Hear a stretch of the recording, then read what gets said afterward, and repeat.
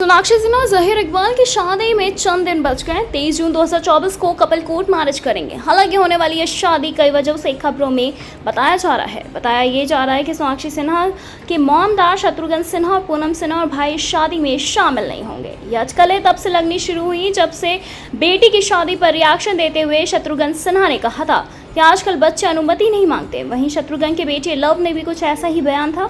Love ने कहा था कि उन्हें इस शादी से कोई लेना देना नहीं है। अब इन सोनाक्षी यानी कि सोनाक्षी की शादी में सिन्हा फैमिली में कोई शामिल नहीं होने वाली कयासों पर सोनाक्षी के मामा प्रोड्यूसर पहलाज निहालनी ने एक बार फिर से अपनी चुप्पी तोड़ी है।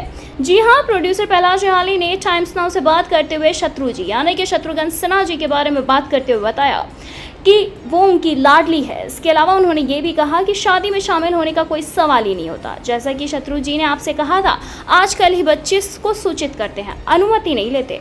सोनाक्षी के मामा ने आगे कहा कि अगर सोनाक्षी अपनी पसंद के लड़के से शादी कर रही है तो उन्हें परेशान क्यों होना है।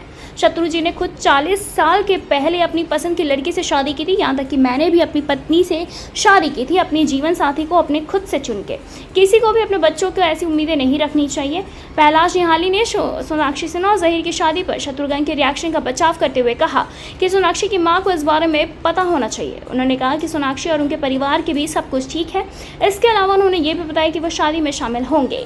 कपल की शादी कहाँ होगी, कैसे होगी, इसके बारे में उन्होंने बताने से इनकार कर दिया। वैसे आपको क्या लगता है, हमें कमेंट करके बताइएगा। ऐसी तमाम लेटेस्ट खबरों को जानने के लिए जुड़े रहे हमारे साथ और देखते रहे नेक्स्ट लाइव।